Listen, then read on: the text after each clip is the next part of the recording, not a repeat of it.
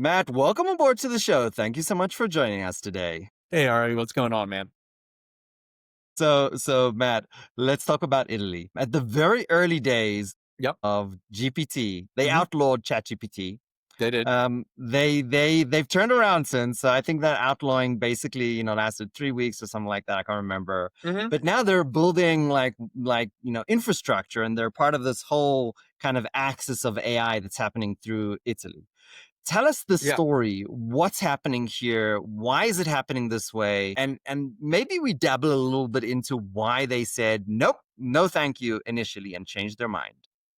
Sure. Yeah, no problem. So, what's going on with AI in the European Union, right? Because that's really the larger entity that's kind of controlling things right now. Artificial intelligence is a society changing technology. On a personal note, I believe it is the primary enabler I think that humanity can leverage to get to a type 1 civilization. Like, it is that important, it is that impactful.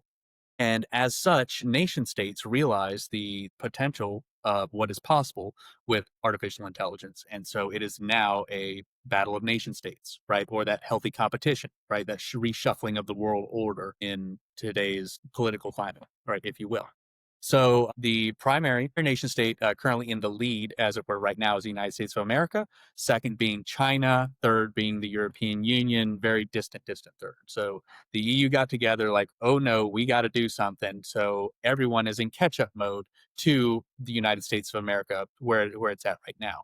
And the European Union has drafted a massive federal stimulus, right around 200 billion euro, right, to literally proliferate artificial intelligence, gigafat, they call them like gigafactories all around metro areas in Europe, public education, developing their own large language models, like really building that talent pipeline. I mean, it is a highly impressive kind of like whole cloth solution to, really pulling up 500 million people and the world's largest economy into the age of AI. So it's really cool stuff.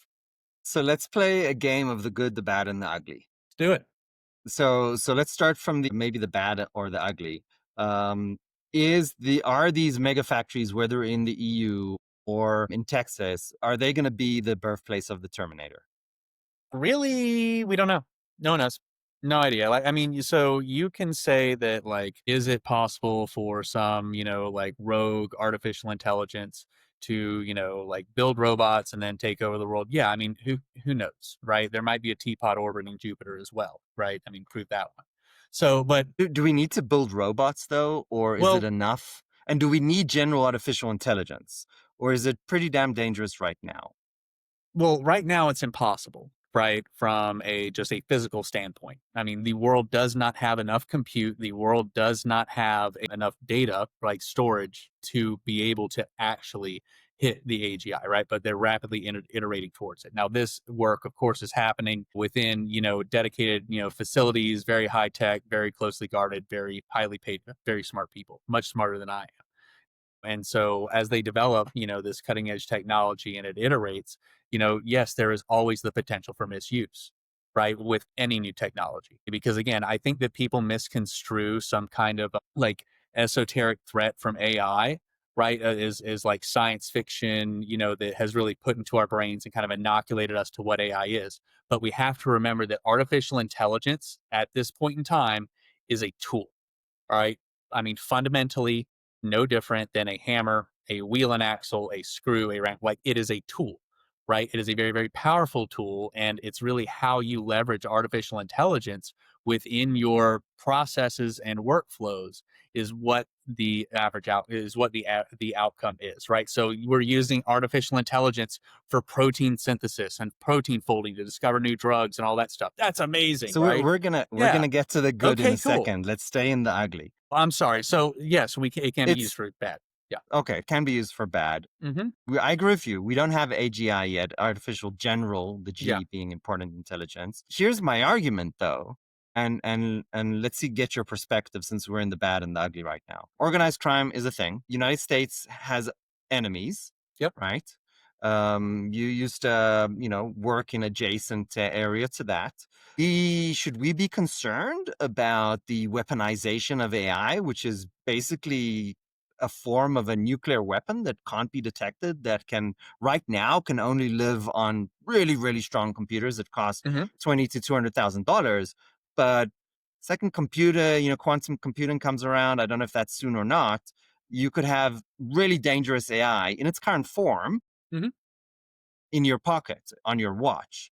Correct. And even without that, being it mobile, even if it's on a server somewhere in Russia or China or anywhere, it's still really dangerous. Not because it's going to go and do whatever it wants. It's not going to start building Terminators, but it could hack into places. And in fact, organized crime has unguarded or unrailed GPTs and other modules, Hmm. which can do some pretty dangerous stuff, which are trained on exploitations. This gets real ugly real quick. If you think about abusing the general population through Yeah, hacking and through scams, if you talk about targeting basically infrastructure, right? Does the electric power grid really have the level of security that it needs to be secure against AI hacking, where it's not humans, but it's I automatic? understand. Yeah. Like, this gets really scary really fast. Hmm. And what do we do? Like, if you don't Okay. completely disagree with the premise that No, no, this is no, no. scary, I see what you're getting. Hey, what it's do like, we hey, there's a do? lot of stuff that can go wrong. What Like can this, we do as humanity yeah, to, I mean, hey, we need wrap a our arms around this problem and all that forget stuff? humanity. United States. How does United States protect itself from people that don't necessarily have an agenda for the United States to be here tomorrow? Understood. So yes, in that respect, like as you're framing it, yes, we do need the legal frameworks in the United States of America and internationally, right? Because as you've correctly pointed out, yes, there are threat actors to the United States of America, like just like there are threat actors, right, to every other nation state, right? Everyone's got an enemy out Us there. being one of them. Yeah, for some reason, right? For some reason, right? We just have to be mean to each other. But irrespective of that, this is our reality, right? So, anyways, yes, and so we need those legal frameworks, just like we have with nuclear weapons, biological weapons, even the general laws of war and the Geneva Conventions. Yes, there needs to be Okay, international so let's consensus. let's let's Yeah. break it down. Okay. This is one of probably three or four Hmm. verticals that we'll talk about, the Let's legal do it. international framework. Let's just talk about this for a moment, and then we'll jump to the other frameworks. Okay. Why do we have the Geneva Convention, and what would the Geneva Convention look like for AI? We have the Geneva Convention to govern how we treat each other as nation states, right? How nation states are supposed to interact. Because if we did not have a common set of rules like everything else, our society would collapse, right? It would be chaos, it'd be anarchy. So that's why we have the Geneva Convention. Why do we need a Geneva Convention for artificial intelligence? Because it is such an impactful technology, as you've previously mentioned, like with like nuclear weapons and biological weapons, right? Like, I mean, you already see where artificial intelligence is being used for profit, right? I mean, just what the other day, Elon Musk, told his engineers, because he sure didn't do it, to flip a couple switches, and then all of a sudden, I am Mecha Hitler and blah blah blah blah, because what one of the system prompts said to check Elon's own tweets, right? And then ground the response in Elon's own tweets, and it started pooping out Nazi stuff. I mean, yes, we absolutely need a regulatory framework around artificial intelligence in the United States of America. The key point of regulation, again, because this is a tool, remember, AI is a tool. So, like, we cannot regulate an automobile, right? I mean, we can, what somebody does with an automobile, we can regulate the consequences, right? But we can't say, all right, you can only drive your automobile on this one type of street or in this part, right? You see what I mean? So, like that, we have to have consequences for AI misuse. We have to have consequences and legal frameworks for data protection and personal privacy that aren't there yet. I mean, and then So I'm let's sorry, go break ahead. this down because it gets Sure. hard, right? Like if China launches sarin gas into the United States, it's kind of clear what happened, right? Like that's a violation of international accords. Yeah. How do you know that China or anybody else, right? We're just using China as an Yeah, yeah, example. It yeah, I could be understand. could be Russia, anybody. I don't want to pick on any one state. How do you even know that they're using a technology in a way that would violate these new accords that haven't really been written yet? Yes. Because at the end of the day, you just have a bunch of noise, right? There's Well, weird posts that no. could be people, could be not. Like, is this something we can really identify and know that it happened? Well, I so again, and I am not into AI forensics at that level where I can tell you these are the exact techniques that we use to identify these specific use cases by blah blah blah. Right? Disclaimer, disclaimer, disclaimer.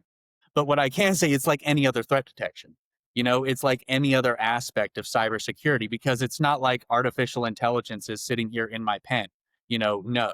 right? We know the threat, we know the incoming threat vectors. It's your mobile phone, right? It's an internet connection. So chances are, if you're standing in the middle of a baseball field with a glove in your hand, you're pretty good and you're pretty immune from the threat of AI at this point in time. Okay, so it's just like anything else. I mean, and then you have to look at the really the liability, right, of where the AI is injected.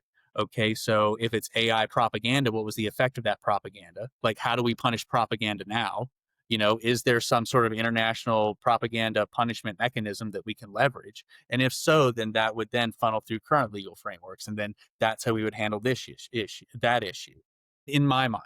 Also, Yes. again, as not as a barred lawyer commenting on this either. So, and so it would really just be not so much of, oh no, we have to account for all this new threat space. It's more of, oh no, how do we apply these specific incidents to the current legal frameworks and then map them to this new dynamic, right? So that's, and then, but because we have to do that, right? Because we have to have these legal linkages, whether by actual written law, by Congress, federal, state, local level, or by precedents set by the judiciary, because we don't have that developed yet, yes, people are going to, make the fobbles and foibles and mistakes as they would in incorporating any new technology into society, right? We didn't have drinking and driving laws until we had a problem with drinking and driving, and that's the way that society changes and matures. And so So that's AI.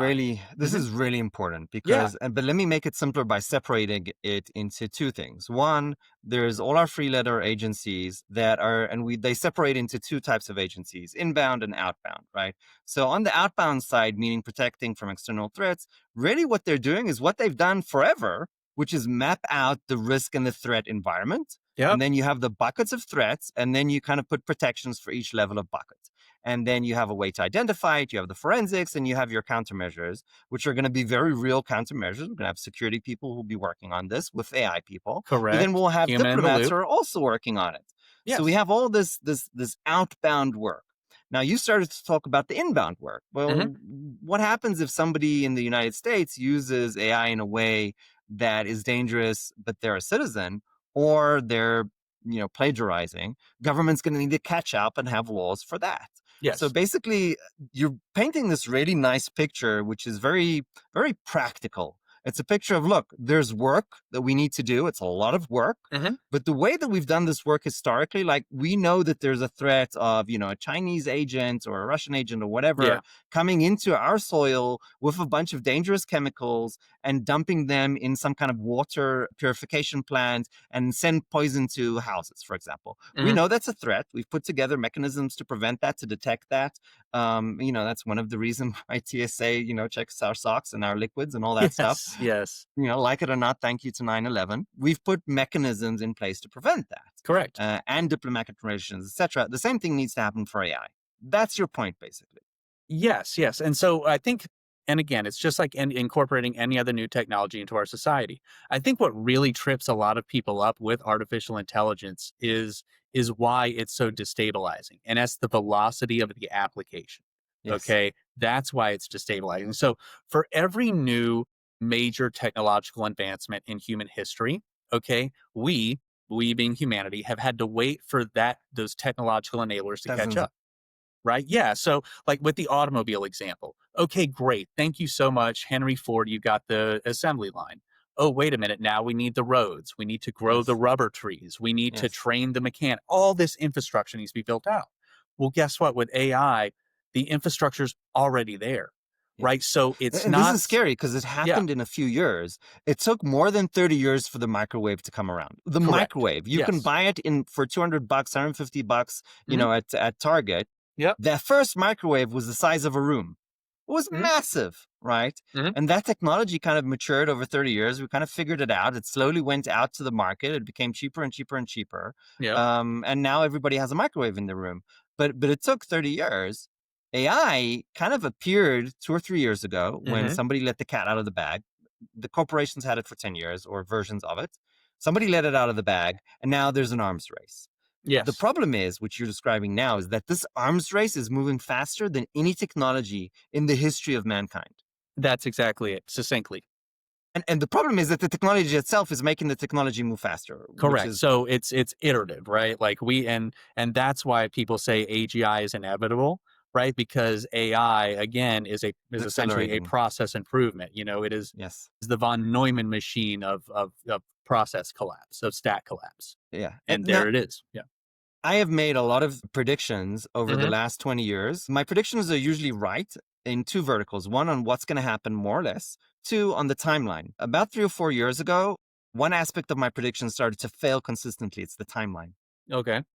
I said, oh, this one happened for 3 or 4 years. It happened 3 months later. Hmm. So this concept of collapsing and kind of self improvement of the technology has completely made us as human beings unable to predict when the next big thing is going to arrive. Incorrect. We just incorrect. Why do you Yes. agree? Why do you think that's true? Well, because what you're looking at when you look at AI, when you really sit back and you study AI incorporation into our daily lives, right? What you're really looking at is you're just looking at a rapid, essentially cascade of stacks, right? And what that does is that allows you to then mathematically predict when your business process stacks will collapse due to agentic AI implementation. So Fair, fair, that's the fair. five But thousand dollar that's answer. Yeah. but that is true in the Hmm. world where you have a set technology.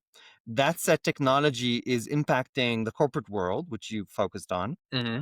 And then you can kind of create a predictive analytics to say, okay, this is going to continue to percolate out to the environment at this rate Yes. with the set technology. My point is different. Okay. That All right. set technology could have a leapfrog moment. Yes. Okay. You're talking about that iterative improvement in Yes. capability. Yes. Okay. Never mind. I'm sorry. I So completely no, but that was a misunderstood. great point. I love your point. I love Okay. your point. That's about the percolation of AI into the public. A Correct. great point. We Huh? should come back to that. Sure. But that next leapfrog in AI, nobody knows when it's going to happen. When it Hmm. happens, it's going to hit all of us by a storm. Yes. And that's kind of scary because suddenly ChatGPT, whatever, will be able to do something new that we could only imagine. And we thought it would take 5, 6, 7 years. It might be 2 months, it might be 3 months. And we see this happen again and again and again. We just had ChatGPT murder a Lovable, right? So Claude, for example, can basically do everything Lovable can do. So they just released a version and they murdered $1 billion company. Now, Lovable is going to survive. I think they're going to go into the corporate world. They're going to Hmm. stay away from ChatGPT.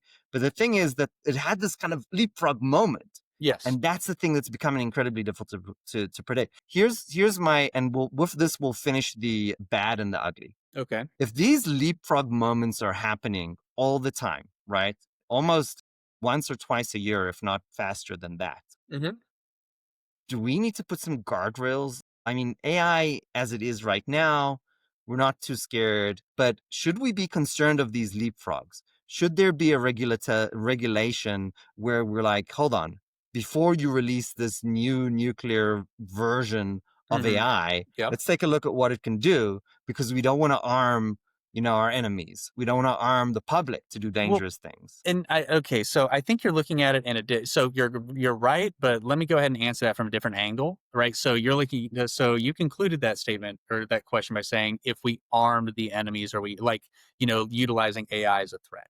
Okay, that's not where the threat to our society really lies. Okay, it's not in we do a new AI thing and then we give a new AI capability to a competitor. Like that's not the threat to our society. The threat to our society, again, reverts back to the velocity of the adoption of AI into our society, which, like you just said, is the leapfrog moment, the one that we can't predict, right? And when leapfrog moments happen, they normally happen sector wide, right? So we're talking about finance. Okay, so once Claude, whatever, finally figures out finance broese, right? Wall Street's going to have a very, very bad day, right? You know what I mean? Like, and all those, those young college kids, and it's not going to be a good day for them. So it's going to have market sector wide implications. If you reframe that, right, and you throw in some, I think, Nassim Taleb, right, if I'm saying his name correctly, you Easy. essentially have sector wide black swan events for like one or two a year for the next 5 to 10 years. That's what you're looking at for the American economy and for the global economy, right? As artificial intelligence proliferates and, like you said, hits those leapfrog moments. So this is what we need to do. The guardrails that you're talking about are really with the systems, the social support systems of our society. Okay, because we can handle layoffs, right? Again, that's not the issue. We have job retraining programs, we have unemployment insurance, all that stuff. But we cannot handle the volume that's going Yes, to massive happen when ones. entire Yes, sectors get decimated and yes, that one after the transition. other. And And that's they what might is it might start destabilizing. happening at the same time, right? It might be Correct. 1, 2, 3 sectors, but then it might be 5 altogether. Well, look, dude. All right. So here's the thing like, math is math. All right. And it doesn't matter if you are a coder in Silicon Valley or if you are a super awesome quant on Wall Street. You are doing the same fundamental thing. So, as Silicon Valley is developing these coder agents that are self iterative, and coding is just math in and of itself. That's true. Like, as soon as it hits software development, again, finance, stack of cards, right? And then you look at the other, like mathematically numerative fields. Hey, accounting, that's gone. But wait a minute, look at the adjacent fields. I don't know. Are you a law firm that specializes in accounting fraud? Well, guess what? No, you're not. You're not a firm anymore, right? So, and that's the ancillary cascade effects as well. So, again, sector wide black swans, and then the secondary and tertiary effects. I agree with Hmm. your predictions. We don't know when this is going to start rolling out, but Yeah. we're seeing hints of it right now.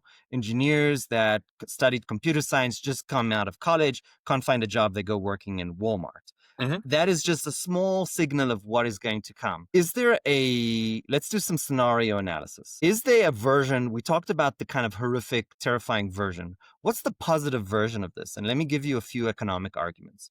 The biggest force that has created equity worldwide was not Martin Luther King or any advocate ever. It's actually been technology. So if you look at the distribution of equity, it's been the wheel, it's been the written word, it's been the printing press, it's been technological advancements like the internet, potentially AI. So now you take, for example, a gardener, but this gardener is brilliant. They're basically Einstein. But in today's world, they're a gardener and they didn't have the life circumstances to go and learn how to be engineers. In the world of AI, they go to ChatGPT. Their brilliance of ideas of innovation can turn into code within today. It's many, many hours, but tomorrow maybe within an hour. Now this gardener with their brilliance can build a business, can become multimillionaires. So it's creating a potential equalizer and the ability to redistribute equity in a way that only technology can do. Is there potentially a utopia that could happen due to this powerful equalizer? Absolutely. Yeah, that's the whole point. That's one of the things that I do what I do. I mean, like, I want to get humanity to Star Trek, right? Like, absolutely. When you talk about what you're really referring to in this scenario that I hear is really the democratization of intelligence, right? The opening, I'm sorry, the collapsing of those barriers, right? That would otherwise inhibit that entrepreneurial spirit, just startup costs in general, right? Well, I completely agree. I've partnered with a program right now in another endeavor of my life, that we just ran a pilot of an agentic AI platform for underserved communities, right, to serve as the back end for their business, right? So stuff like that is Beautiful. happening. Tell us more about this. This is Well, yeah, beautiful. Tell sure. us more So it about it. was just it's AI for ROI, because it needs a catchy slogan, and and just finished the pilot in Africa, and it's an agentic AI platform to handle, again, back end business processes that would otherwise be prohibitive from you or anyone else starting a business, such as human resources, right? How do I hire? How do I manage my payroll? Like accounting, how do we do our taxes, all that stuff, and really reducing those barriers to entry for a lot of underserved and economically disadvantaged communities. So that's the goal. So there's a beautiful opportunity here Oh, that yeah. I think we need to grab the bull by its horn, so to speak. Hmm. Here's my analysis of it. Tell me if you agree. Shoot. And always feel free to tell me that I'm stupid or dumb or saying the wrong No, thing. no, no. We don't need to be rude. It's the only way I learn. Okay.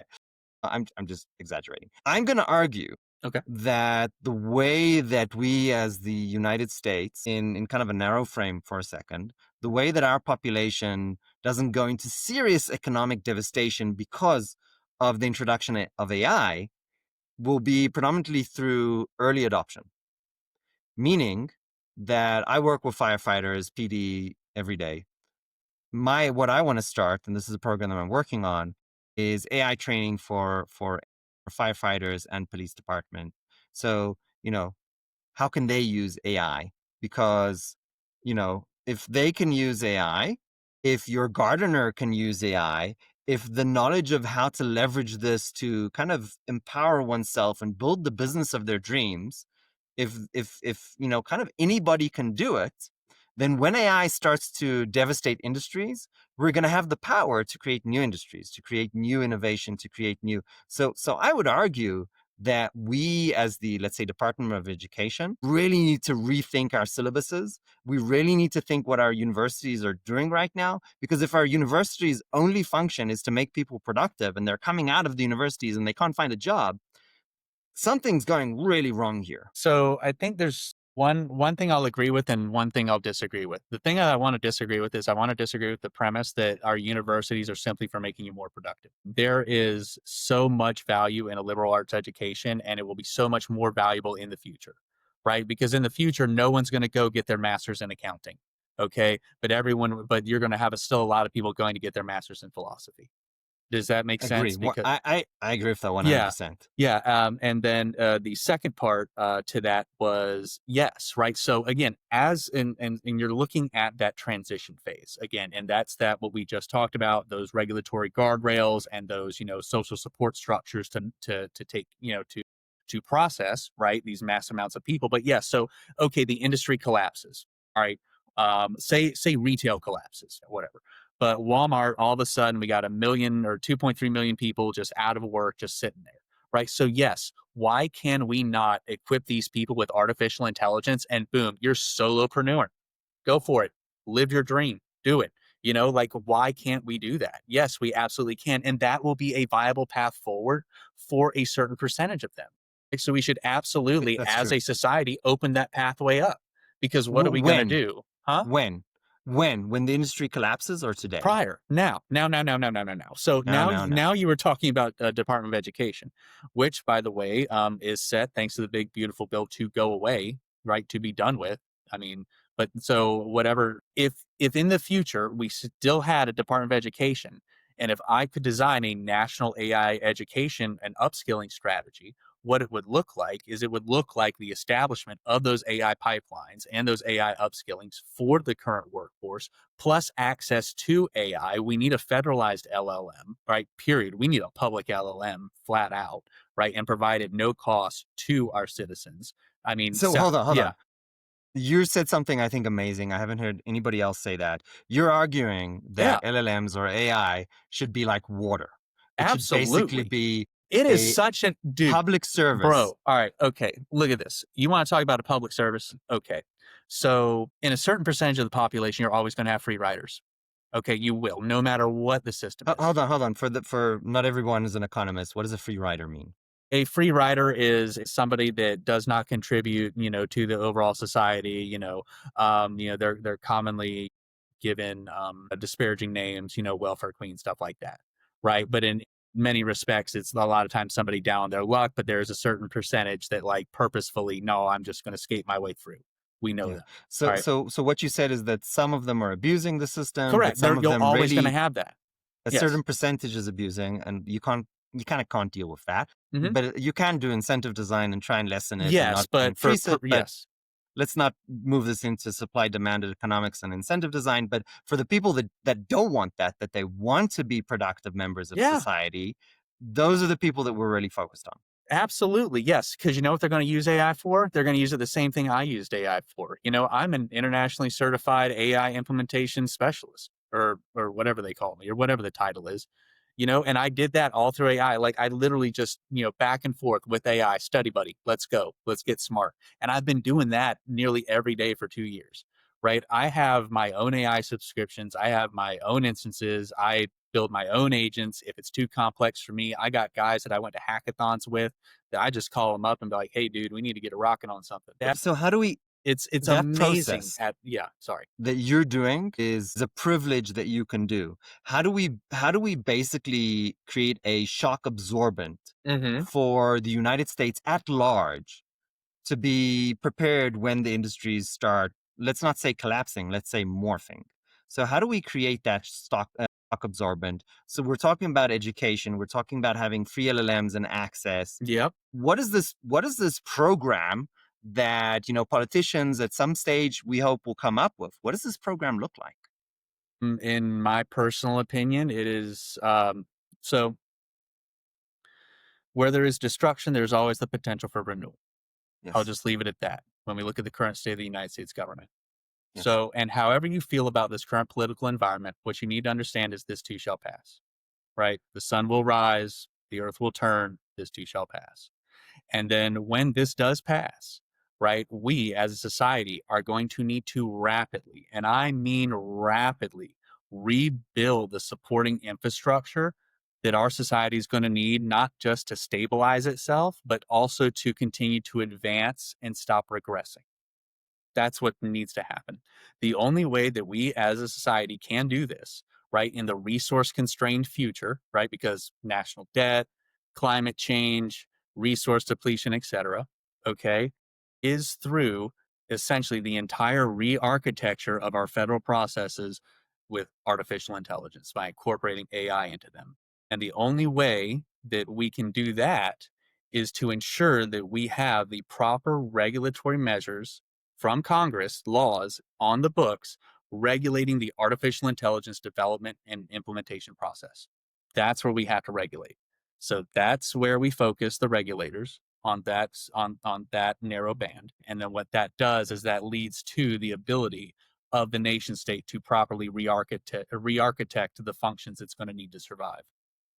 So what that means is Mhm. basically you're painting a top bottom picture. You're Yes. saying Congress is going to have to do what it does, which is create laws. Hmm. Those laws will have to look at all of the processes, wide spectrum, from the Department of Education Yep. all the way to basically money that we hand out to re-educate people if they lose their jobs, to how we train the next generation. So basically every vertical of how our society is Society built operates. and Yes. Is operates, yes. because Is it's an operating system, right? it Society is an is. It operating is. Yes. system. Our laws are nothing but an instruction manual for an operating system. That That's is right. what our laws are. So we Con- we the basically and the have to Constitution is the kernel. rebuild. That's right. So the Constitution, I hope, won't change, but the laws that Well, support the that also needs to Constitution. as well. We can get to that one too. So everything that you see right now, as far as this social regression, right, this attack on individual rights, right, whether it be gay marriage, whether it be body autonomy if you're a woman, whether it be voting rights, gerrymandering, and all these societal ills that have kind of crept in over the past about 60 to 70 years, those are the weak points, right? That's what needs to be buttressed. Those are the cracks in the foundation that we need to fill in order to be able to build for the future, right? So, what are constitutional amendments am I talking about? I'm talking about getting money out of politics. Boom. I'm talking about term limits, right? We all know what the ills are, right? I mean, everyone can point to, like the again, money out of politics, term limits. Those are my two big ones. Enshrining body autonomy into law, like gay, lesbian, transgender protections, all of those. Bake that into the document. We need to update the kernel so we can re-architect the So I'll, software. I'll agree with I'll agree with corruption. I think everybody, that's nonpartisan. Yeah. We don't go into politics in this Yeah, no, show, I got it. Yeah, understood. but I'll say that there's half of the United States that would not agree with some of the statements that you made. Hmm. And so we don't go into politics with this show on the show, but I think everybody, cross party will agree on the corruption. Yeah. That's not a thing that anybody would disagree to. Hmm. But there's other aspects that, quite honestly, I think they're ethical aspects. And I think that depending on your ethical framework, then you could believe that in one thing, and in different ethical frameworks, you can believe in another thing. And I'll tell you a short story. I was in China, somebody lied to me. I called it out. I was wrong Hmm. because my ethical framework was the truth matters. But what I did in China, I actually highlighted somebody who didn't do what they're supposed to do in front of other people. So I basically shamed them. So I broke saving face. Hmm. So my argument is that you can have different ethical constructs that lead to different decisions. What you did right now is you showcased your own ethical construct, and I have no criticism for anybody's ethical Yeah, yeah, construct, yeah, of but course. there's other people in the United States who have different ethical constructs, and at least on my show, I don't disparage anybody's ethical construct. Yeah. So I won't say that I agree with certain aspects of the pro-life versus the women's rights. That's ethical constructs. I don't go there. Ari, that's fine. But what you're talking about is resolved through the Constitutional Convention Okay, process. so here's my argument. Yeah. Ethical constructs will never change in the Constitution because there's going to be too much disagreement between different ethical Hmm. positions within the United States. That's something that's never going to change. Okay. So I don't think that's going to change. If I had to make a bet, I'll put money on that. However, Okay. corruption, absolutely. I hope that the corruption that is cross partisan, we see corruption on the left and the right. That's definitely something we should improve. I am all for that. I don't think anybody's against it. But my question is different. In the Okay. context of AI, Yeah. do you think there'll be needs to change the Constitution, ignoring ethical constructs? Will there need to be changes to Okay. the Constitution in the context of AI? Yes, I can definitely see that. Enshrining the Okay, right of privacy why? into the Constitution. Perfect. So, Okay, let's talk about that. okay, Why here we the go. right of privacy? What does that mean? What does All it right. look like today? What do we need to change? Okay. It looks like today, it looks like absolutely nothing. Right. So, I mean, think about how many apps you've clicked through. Did you really read the terms and conditions? No, you didn't. So it's getting to the point, right, where artificial intelligence, I mean, is essentially, right, you're being trained on the entire internet, right? You've heard that before. Yes, yes. Okay. So what does that mean? That means a sufficiently powerful artificial intelligence can essentially run facial recognition on every picture stored in a database that's accessible to it. Right. Okay. So have you ever taken a picture or video with someone that you don't want to go be seen by anyone else? And are you sure it was ever deleted? Right. Or So has somebody else took a picture of that by mistake because you were in the background? exactly. Exactly. So, and keep in mind, this is everything. Like, this is traffic cameras, this is driver's licenses. So, what is occurring, right? So, when you look at what's happening across the world, this is what I see, right? Data right now is currently being structured. And I mean all the data, right? The databases are getting connected, the APIs are going out, the AI is accessing the information. And once we get to the proper level of compute, well, I'm going to be able to pull and you turn that temperature Anything from down, and of anywhere. course you get the weights, and I can get anything on you that I want, Yeah. right? Because it's out there. So I So hold on, believe, let me yeah. translate that to kind of simple English. This MCP server that you're talking about right now, what it really is the ability for the AI engine to connect to any data in the world. We're doing this slowly, but it's going to accelerate significantly. The Yes. temperature that you talked about is I'm basically sorry. one of the Yeah. one of the mechanisms to reduce hallucinations, to be less creative, to give factual data. There's additional methods to reduce hallucinations. We can talk through that. It gets too geeky and mathy, but we can talk about separation of concerns. We can talk about all that. But there's a lot of methods that we're currently, and multiple parallelization Hmm. operation of AI agents, and then selection of correct results versus hallucination. So there's so many things that are happening right now that are going to solve the hallucination issue to a 99.999%, right? We're going to get to Six Sigma. So it's going to happen slowly and then all at once. But your point is that if all the information is correct and AI can actually do the job, Hmm. what happens to privacy? Exactly. That's exactly it. What happens to your privacy? Because, I mean, once you combine artificial intelligence, excuse me, with quantum computing, cybersecurity is gone, right? Yeah. Or Hold on, hold cybersecurity on. as we know Let it. me explain that. So Yeah. cybersecurity today is based on the fact that you have encryptions. Encryptions basically translates into the fact that it takes a certain amount of time to break the encryption. That amount of time can be hundreds of years if the password is long enough. Quantum computing comes along, 1,000 years turns into 3 seconds. Security's out the window. So these, like quantum computing, another existential threat to privacy, right? I mean, that's one way to look at it. It also will probably solve cancer. Yeah. That's another way to look at it, right? Everything has the good, the bad, and the ugly. So it's very important to be able to do scenario analysis and basically understand what the spectrum looks like. But from that perspective, quantum computer comes along, encryptions fall. We Hmm. have to have quantum safe encryptions, basically. Okay. That's a thing we could develop. And then we have all the data connected, so privacy falls. So we need these laws about privacy. What does that look like? A good question. Not a privacy lawyer. I mean, it's like when you get into the nitnoid of the actual legal, that's a great question. In general, it's going to be essentially sovereignty over one's over I think a lot like what's happening in the EU, right? Sovereignty over one's likeness, sovereignty over one's intellectual property, sovereignty over one's voice, and just really, maintaining your person and really codifying the fact that essentially you have a digital twin is really what we're doing, right? And And you so own that digital twin. exactly, and it's a part of you. I mean, because right now with all of your, I mean, Ari, all of your personal information is thrown into marketing algorithms, and Google AdSense makes money off of it, Yep. right? So in the future, are all of our children just going to be little monetizations? Is that what really, really going for? Like where everything about their life is just exploitable at the drop of a hat? We talked earlier, right? I think we led off the conversation with the threat of propaganda and artificial intelligence into the population. Like it feels right into that. Because again, there is no right to if you have no right to your own likeness and its manipulation, then you already see the deep fakes of children that have been That's right. kidnapped, and that scam that goes on, and many more like it. But yeah, and that's right exactly what I think the flavor is going to be.